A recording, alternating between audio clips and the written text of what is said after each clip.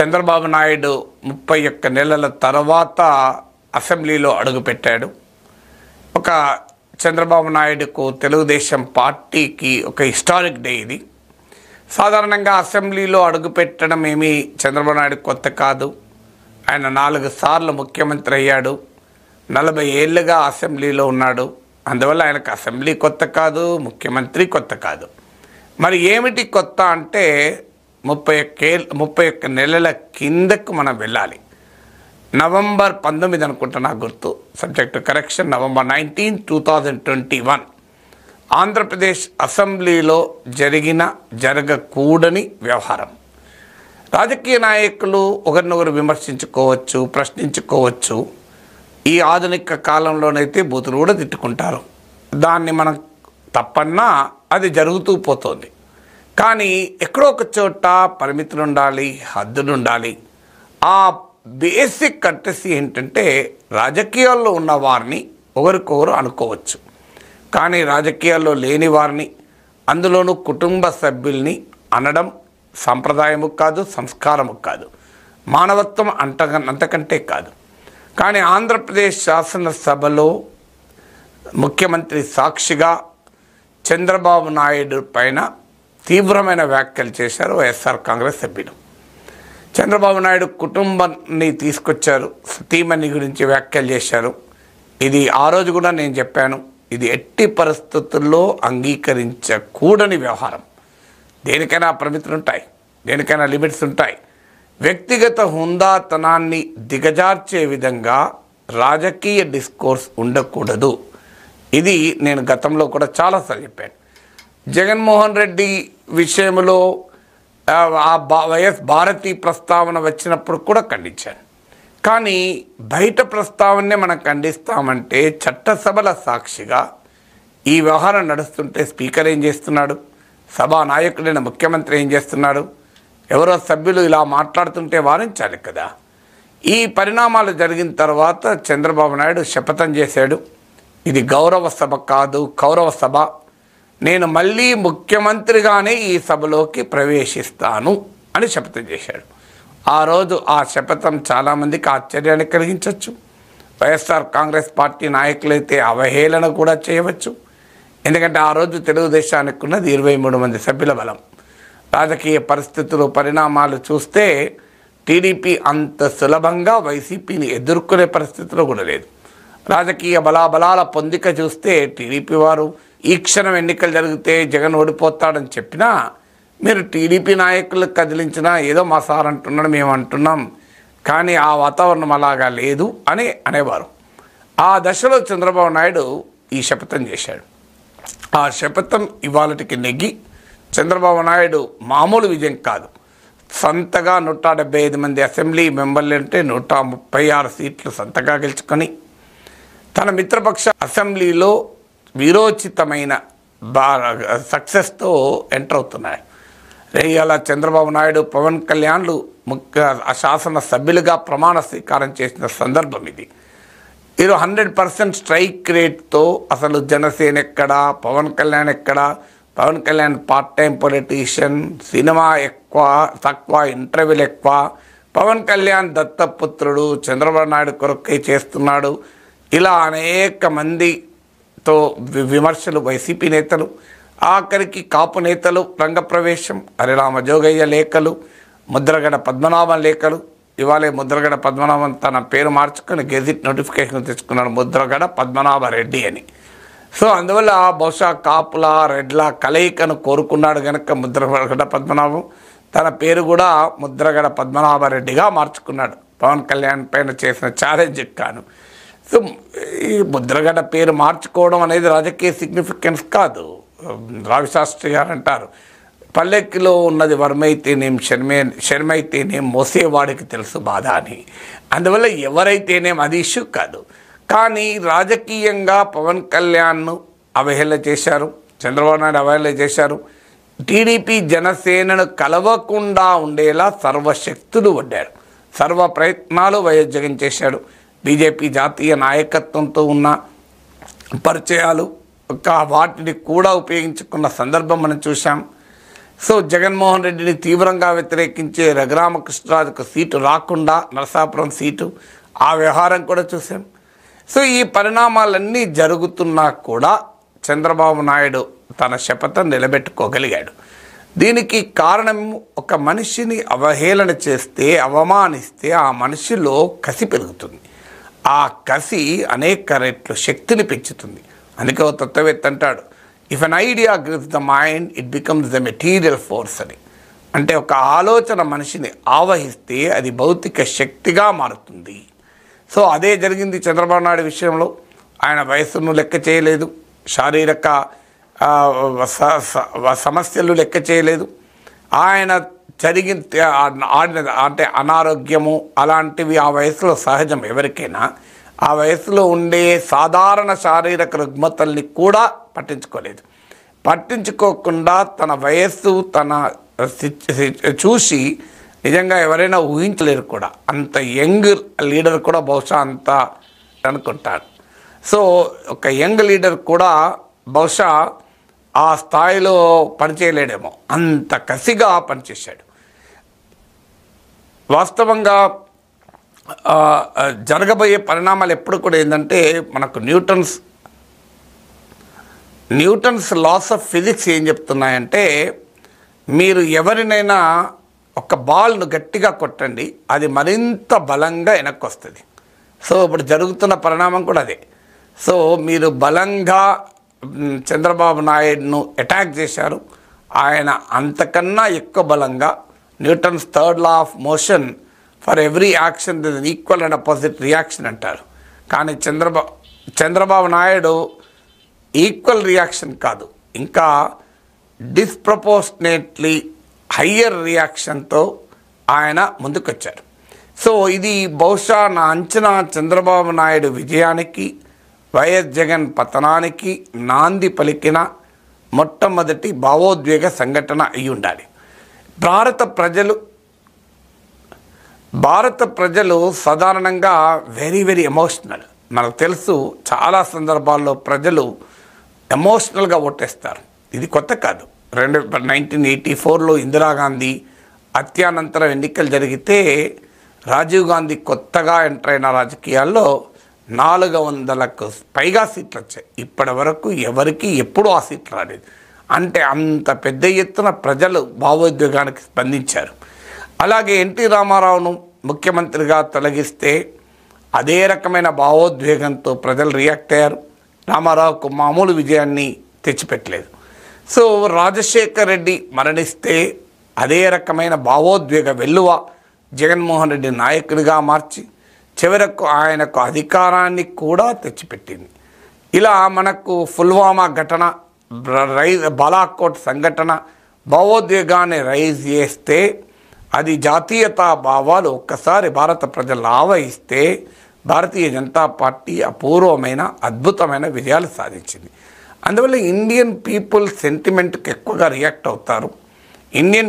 అసలు మానవుడే సెంటిమెంట్కి రియాక్ట్ అవుతాడు, హ్యూమన్ బీయింగ్స్. అందులో భారతీయ సంస్కృతిలో ఈ భావోద్వేగాలకు రెస్పాండ్ కావడం మనకు తెలుసు. అందువల్ల అదే జరిగింది. చరిత్రలో మనకు పౌరాణిక ఘటనల్లో కూడా కనబడుతుంది భావోద్వేగం ఎంత పవర్ఫుల్గా పనిచేస్తుందని. నా అంచనా ఇక్కడ చంద్రబాబు నాయుడుకు 31 నెలల క్రితం ఆ రోజు అసెంబ్లీలో జరిగిన పరిణామం మనం అందరము ఆ రోజు ఖండించాం, ఈరోజు ఖండిస్తాం. అది 2 రకాలుగా రాజకీయాలు ప్రభావితం చేసి ఉంటుంది. ఒకటి, చంద్రబాబు నాయుడులో వ్యక్తిగత కసి పెంచింది. ఏనాడు ప్రజా జీవితంలోకి వచ్చి ప్రజలకు నేరుగా అపీల్ చేయని భువనేశ్వర్ గారు, నారా బ్రాహ్మణి గారు, వీరు కూడా ఎంటర్ అయి నిజం గెలవాలన్న యాత్రలు చేశారు. సో నారా లోకేష్ యువగలం యాత్రలో చూపెట్టిన కసి మనం చూసాం.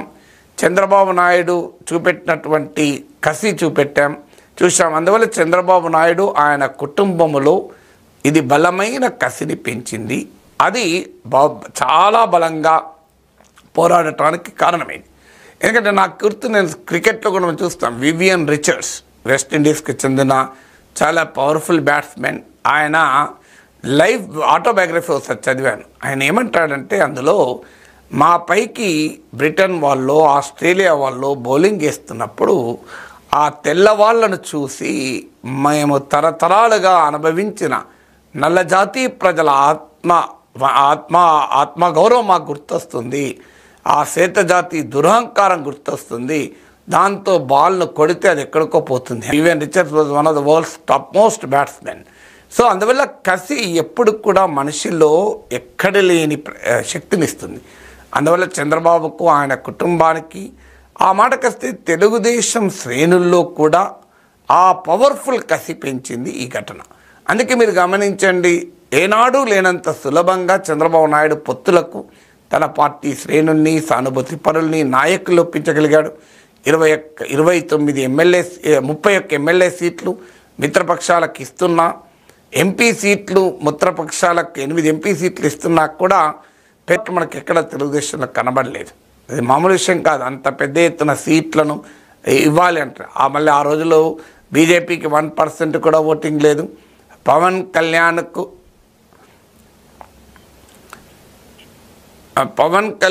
కూడా మీకు ఉన్నటువంటి పరిస్థితి మనకందరికీ తెలుసు. పవన్ కళ్యాణ్ కూడా ఈ స్థాయిలో బలం ఉందని ఎవరు ఊహించలేదు.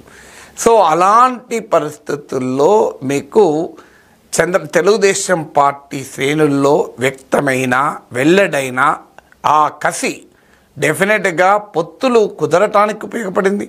పొత్తుల్లో చంద్రబాబు నాయుడు కొంత అడ్జస్ట్ అవ్వటానికి, టీడీపీ శ్రేణులు అకామిడేట్ అవ్వటానికి కూడా కారణమైంది. అకామిడేటే కాదు, చాలా సందర్భాల్లో పొత్తులు కుదిరినప్పుడు అది మనకు ఓట్ ట్రాన్స్ఫర్ కాదు. ఓట్ ట్రాన్స్ఫర్ నేను మొదటి నుంచి చెప్తున్నాను, ఈసారి ఓట్ ట్రాన్స్ఫర్ పూర్తి స్థాయిలో జరుగుతుంది. అఫ్కోర్స్ ఓట్ ట్రాన్స్ఫర్ జరగడానికి పవన్ కళ్యాణ్ బిల్డ్ చేసిన నరేటివ్ ఉంది, వైసీపీ వ్యతిరేక ఓటు ఎట్టి పరిస్థితిలో చీరకూడదని. దాంతోపాటు టీడీపీలో ఉన్నటువంటి అసలు ఆ కసి కూడా ఓట్ ట్రాన్స్ఫర్ కారణమైంది. మీరు గమనించండి, అసలు బలమే లేని 1% కూడా ఓట్లు లేని బీజేపీ కూడా అదే స్థాయిలో విజయాలు సాధించాయి, మామూలు స్థాయిలో కాదు. అఫ్కోర్స్ స్ట్రైక్ రేట్లో కొంత తేడా ఉండొచ్చు. So Janasena highest strike rate 100%. Strike rate అంటే ఎన్ని సీట్లకు పోటీ చేస్తే ఎన్ని సీట్లు గెలిచారని. TDP next highest strike rate, బీజేపీకి కంపారిటివ్లీ కాస్త తక్కువ స్ట్రైక్ రేట్ ఉండొచ్చు. బట్ స్టిల్ ఓట్ ట్రాన్స్ఫర్ పూర్తి స్థాయిలో కావటానికి ఈ కసి కారణమైంది. ఆ కసికి మూలము చంద్రబాబు నాయుడు వ్యక్తిగతంగా అవమానించడం కూడా ఒక ముఖ్యమైన కారణం. సో అక్కడికి ఆగలేదు. దాంతోపాటు నా నమ్మకం కసి టీడీపీలో పెంచింది, కానీ ప్రజల్లో కూడా ఎక్కడో చోట ఇది ప్రభావం చూపుంటుంది. ఇదేంటి చంద్రబాబు నాయుడు ఇలా అనడం ఏంటి అని. చంద్రబాబు నాయుడును విమర్శించే వాళ్ళు ఉండొచ్చు, విధానాలను తప్పుపట్టే వాళ్ళు ఉండొచ్చు, ఆయన రాజకీయాలను ప్రశ్నించే వాళ్ళు ఉండొచ్చు, కానీ వ్యక్తిగత అవమానాల్ని ప్రజలు అంగీకరించరు. జగన్మోహన్ రెడ్డి కాంగ్రెస్ పార్టీ 16 నెలలు జైలుకు పంపితే ప్రజలు ఏం చేశారు? ఆయన్ను అసలు కాంగ్రెస్ జగన్మోహన్ రెడ్డి నాయకత్వంలో వైఎస్ఆర్ కాంగ్రెస్ అని ఆంధ్రప్రదేశ్లో నిరూపించలేదా? 16 నెలలు జైలుకు. ఎందుకంటే రాజశేఖర రెడ్డి మరణానంతర సానుభూతి, కాంగ్రెస్ పార్టీ ఒంటరి చేసి జగన్ పైన, రాజశేఖర రెడ్డి కుటుంబం పైన ఇంత దాడి చేస్తారా, రాజశేఖర రెడ్డిని అవినీతి పరులుగా మీరు చూపెడతారా అనేటువంటి భావోద్వేగము అసలు వైసీపీకి మామూలు విజయాలు తెచ్చిపెట్టలేదు. 2012లో నాకు ఇప్పటికి గుర్తు, ఉప ఎన్నికలు జరిగితే తెలుగుదేశం పార్టీ డిపాజిట్లకు వెతుక్కోవాల్సి వచ్చింది. సో అంత భారీ విజయాన్ని సాధించింది. 2014లో కూడా జగన్మోహన్ రెడ్డి కేవలం 2% ఓట్లతో ఓడిపోయాడు. 2019లో ఏకంగా ముఖ్యమంత్రి కూడా కాగలిగాడు. దీని అన్నిటికీ మూలం ఎక్కడ? రాజశేఖర రెడ్డి బిడ్డగా, రాజశేఖర రెడ్డి పట్ల అభిమానం, ఆయన ఒక ట్రాజిక్ సర్కమ్స్టెన్సెస్లో మరణించడం, కాంగ్రెస్ పార్టీ డిజోన్ చేసుకోవడం వైఎస్ఆర్ ఫ్యామిలీని, ఆ తర్వాత జగన్మోహన్ రెడ్డి పట్ల సానుభూతిగా మారింది. అందువల్ల ఆ భావోద్వేగం వల్ల లాభపడ్డ జగన్మోహన్ రెడ్డి చంద్రబాబు నాయుడు పట్ల, ఆయన కుటుంబం పట్ల తప్పుగా వ్యవహరిస్తే మరి అదే భావోద్వేగం ప్రజలకు ప్రభావం చూపుతుందని ఎందుకు గమనించలేకపోయాడో తెలియదు. కానీ జరిగిన నష్టం బహుశా మనం క్వాంటిఫై చేయలేము, టాంజిబుల్గా చెప్పలేము. ఈ కారణం వల్లనే ఓడిపోయారని సూత్రీకరించలేము. కానీ డెఫినెట్గా ప్రజల్లో కూడా అది చంద్రబాబు నాయుడును అంగీకరించిన వారు కూడా ఇది తప్పు అని ముమ్మాటికి అని ఉంటారు. ఎందుకంటే ఎవరినైనా వ్యక్తిగతంగా అవమానించాలని ఎవరు అంగీకరించరు, అందులో ఆ స్థాయి నాయకుని అసలే అంగీకరించరు. సో అందువల్ల ఈరోజు అసెంబ్లీలో 31 months తర్వాత చంద్రబాబు నాయుడు ఎమ్మెల్యేగా అడుగు పెట్టాడు అనే సందర్భంలో ఈ నేపథ్యాన్ని, ఈ పూర్వరంగాన్ని మనం మాట్లాడుకోక తప్పదు. ఇక ఆ తర్వాత కట్ చేస్తే సీను నెక్స్ట్ ఎపిసోడ్ జరిగింది, emotional episode, Chandrababu Naidu arrest చేయడం. స్కిల్ డెవలప్మెంట్ కేసులో అరెస్ట్ చేయడమే కాదు, అరెస్ట్ చేసిన తీరు. సో ఆయనను ఉదయాన్నే వెళ్ళి పొద్దున్నే వెళ్ళి అరెస్ట్ చేసిన తీరు, ఇది కూడా నేను ఆ రోజు కూడా చెప్పాను. చంద్రబాబు నాయుడు అరెస్ట్ అనేదే ఎన్నికలకు రెఫరెండంగా మారుతుందని అనుకోడు. వాస్తవంగా టీడీపీ కూడా దాన్ని ఎన్నికల్లో రెఫరెండంగా చేయలేదు. చంద్రబాబు నాయుడు అరెస్టు పట్ల టీడీపీ అభిమానులను దాటి సానుకూల వ్యతిరేకత ఉంది. సో టీడీపీ సపోర్టర్సే కాదు, టీడీపీకి సపోర్ట్గా లేని వారు కూడా చంద్రబాబు నాయుడును ఈ రకంగా ట్రీట్ చేయడం కరెక్ట్ కాదు. రాజమండ్రి సెంట్రల్ జైల్లో ఒక క్రిమినల్ని పెట్టినట్టు ఉండడం. అఫ్కోర్స్ స్కిల్ డెవలప్మెంట్ కేసులో గనక నిజంగానే ఇర్రిఫ్యూటబుల్ ఎవిడెన్స్ అంటే వేయలేనంత సాక్ష్యాధారాలు కనుక ఉండి నేరము క్లియర్గా ఎస్టాబ్లిష్ అయ్యి శిక్షిస్తే ఏ రకంగా ఉండేదో మనకు తెలియదు.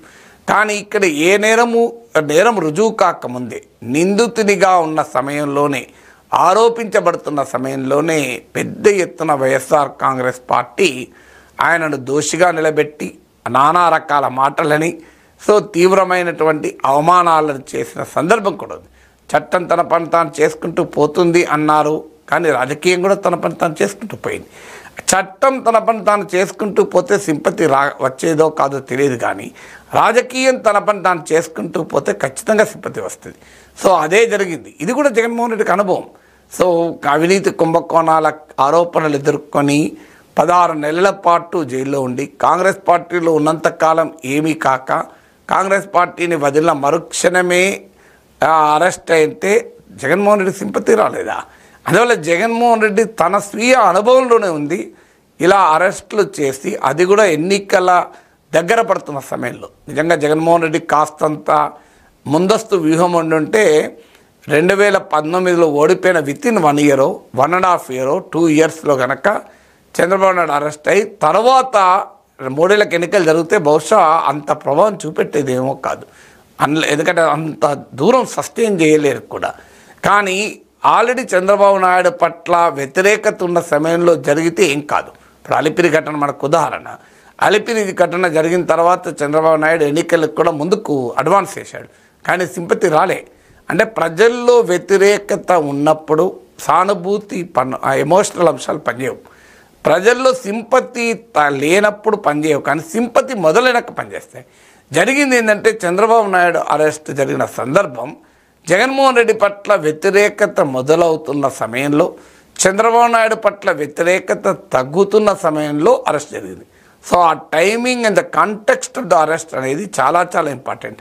సో అది ఈ అరెస్ట్లో, అందుకే ఇప్పుడు చాలామంది చర్చలు రాజకీయ వర్గాల్లో, ఈవెన్ వైసీపీ వర్గాల్లో కూడా చర్చ ఏంటంటే బహుశా ఈ ఫస్ట్ 1 or 2 years బహుశా జగన్మోహన్ రెడ్డి ఈ చంద్రబాబు కక్ష సాధింపు ఉండదంటున్నాడు. కానీ జగన్మోహన్ రెడ్డి పైన ఏదైనా కేసులు, అరెస్టులు ఇవి ఏమైనా ఉంటే ఈ 1-2 yearsలో కంప్లీట్ చేసి నెక్స్ట్ 3 years ఇక గవర్నెన్స్ పైన మాత్రమే ఫోకస్ చేసుకుంటాడు. జగన్మోహన్ రెడ్డి చేసిన పొరపాటు ఎన్నికలకు ముందు అరెస్ట్ చేసి సింపతి రాకుండా ఇప్పుడు జగన్మోహన్ రెడ్డి పట్ల వ్యతిరేకత ఉన్న సమయంలోనే చేస్తాడేమో అని వైసీపీ వర్గాల్లో అనుమానం కూడా కలుగుతుంది. జగన్మోహన్ రెడ్డి మాటలు చూస్తే కూడా అనుమానం కలుగుతుంది. అందుకే ఆయన వ్యాఖ్యల్లో మనకు క్లియర్గా దేనికైనా సిద్ధపడండి అని ఆయన క్లియర్గా మాట్లాడుతున్న వైనం కూడా చూస్తున్నాం. ఇవాళ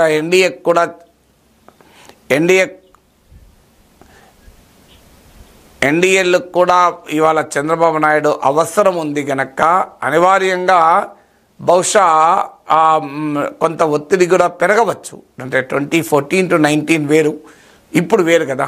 సో అందువల్ల ఆ అనుమానం వైసీపీ వర్గాలకు కూడా వ్యక్తమవుతుంది. అందువల్ల ఆ ఎమోషన్, అరెస్ట్ అనేది సెకండ్ ఎమోషనల్గా మారింది. సో అందువల్ల ఎప్పుడు కూడా emotional third factor Sharmila episode, ఇది 3వ ఎమోషనల్ ఫ్యాక్టర్. అంటే emotional episode 1, emotional episode 2, emotional episode 3. ఈ ఎమోషనల్ ఎపిసోడ్ వాస్తవంగా చంద్రబాబు నాయుడు సృష్టి కాదు, ఇది జగన్ స్వయంకృతాపరాధం, జగన్ స్వీయ సృష్టి. ఇందులో టీడీపీ వాడుకోవచ్చు, ప్రత్యర్థి శిబిరంలో జరిగే పరిణామాలను వాడుకోకుండా ఉంటారా? ఎవరైనా వాడుకుంటారు. అందువల్ల ఎన్టీ రామారావుకు చంద్రబాబు నాయుడుకు మధ్య జరిగిన ఘర్షణ సందర్భాన్ని ఇప్పుడు కూడా వైఎస్ఆర్ కాంగ్రెస్ వెన్నుపోటు అంటూ పోటు పొడుస్తూనే ఉంటారు కదా.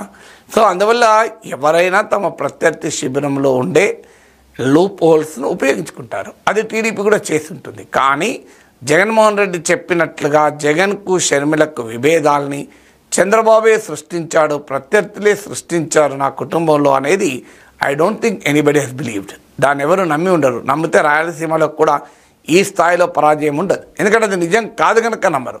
అందరికీ తెలుసు జగన్ షర్మిల మధ్య విభేదాలకు చంద్రబాబు నాయుడుకి ఏం సంబంధం అని.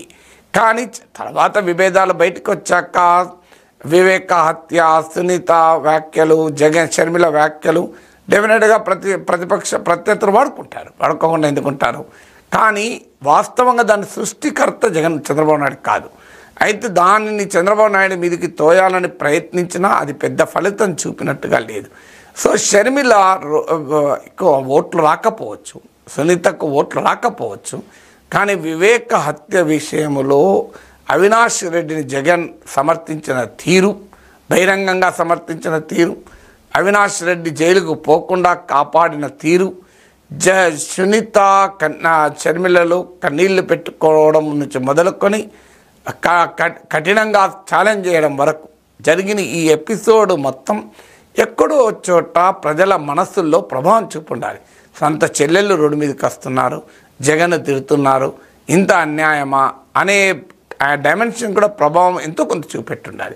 దానికి తోడు విజయమ్మ మాట్లాడడం అనేది ఒక డైమెన్షన్. కోర్స్ విజయమ్మ జగన్ ఓడించమని చెప్పలేదు, అందులో నిజం అది. షర్మిలను గెలిపించమని చెప్పారు, కాంగ్రెస్ పార్టీని గెలిపించమని కూడా చెప్పలేదు. కడపలో షర్మిలను గెలిపించమని మాత్రమే విజ్ఞప్తి చేశారు. అందుకనుక వ్యతిరేక పిలుపు అని ఖచ్చితంగా ఉన్నాను. రాజశేఖర రెడ్డి బిడ్డను మీ చేతిలో పెడుతున్నాను, మీరే చూసుకోండి అంటూ 2014లో 2019లో విజయమ్మ చేసిన ఎమోషనల్ అపీల్ 2024లో లేదు. మీకు ఎక్కడ 2024లో రాజశేఖర రెడ్డి బిడ్డకు మీరు ఇప్పటిదాకా ఇచ్చిన ఆదరణ ఇంకా ఇవ్వండి అని అనలే. కానీ షర్మిల విషయంలో ఆ ఎమోషనల్ అపీల్ చేశారు. అఫ్కోర్స్ విజయమ్మ అపీల్ పనిచేయలేదు, షర్మిల గెలవకపోవచ్చు. ఎందుకంటే నేను ఇంతకుముందు కూడా చెప్పాను, భావోద్వేగాలైనా ఎమోషన్స్ అయినా పొలిటికల్ కాంటెక్స్ట్ లేకుండా పనిచేయవు, పొలిటికల్ కాంటెక్స్ట్లోనే పనిచేస్తాయి. సో అందువల్ల షర్మిల పొలిటికల్ కాంటెక్స్ట్లో లేరు, అవుట్ ఆఫ్ కవరేజ్ ఏరియా అంటారు కదా. సో ఆమె పాలిటిక్స్లో అవుట్ ఆఫ్ కవరేజ్ ఏరియాలో ఉన్నారు కనుక ఆమెకి ఉపయోగపడలేదు. కానీ అది కూడా ఎంతో కొంత జగన్ డ్యామేజ్ చేసి ఉండవచ్చు. ఎందుకంటే ముఖ్యంగా ఉమెన్ ఓటర్స్ పైన జగన్మోహన్ రెడ్డి చాలా ఆశలు పెట్టుకున్నాడు. సో ఉమెన్ ఓటర్స్ నాకు ఓటేస్తారు, సంక్షేమ పథకాలు, ప్రీపోల్ సర్వేస్ కూడా అవే చెప్పాయి. 10%కు పైగా జగన్కి ఎక్కువ ఓట్లు వేస్తున్నారు ఉమెన్ అని చెప్పారు. ఈవెన్ ఎగ్జిట్ పోల్స్ కూడా తారుమారవుతాయని చెప్పడానికి కూడా ఇదే కారణం. కానీ మనకు తెలియకుండానే ఫిజికల్ పరిణామాలను మనం గమనించవచ్చు, ఎమోషనల్ అంశాలని గుర్తించడం చాలా కష్టం. ప్రజల్లో ఉండే ఎమోషన్స్ గుర్తించడం కానీ అంచనా వేయడం కానీ చాలా కష్టం. అందువల్ల డెఫినెట్గా ఇది ఒక ప్రభావాన్ని చూపి ఉండాలి. ఇది ఎమోషనల్ ఎపిసోడ్ 3. ఈ 3 అనేక రాజకీయ అంశాలతో పాటు నేను గతంలో జగన్మోహన్ రెడ్డి ఓడిపోతే ఏ కారణాలు ఏమై ఉండాలి అని ఎలక్షన్స్ ముందు చెప్పాను. చంద్రబాబు నాయుడు గెలిపించే 12 కారణాలను ఒక వీడియో పెట్టాను. అలాగే ఓడిపోయాక కూడా 20 నిమిషాల వీడియో చేశాను. అందులో చెప్పిన ఫ్యాక్టర్స్ అన్నీ వ్యాలిడ్. దాటితో పాటు ఈ 3 ఎమోషన్స్ కూడా డెఫినెట్గా 3 భావోద్వేగ సందర్భాలు కూడా జగన్మోహన్ రెడ్డి పతనానికి కారణమై ఉంటాయని నా అంచనా.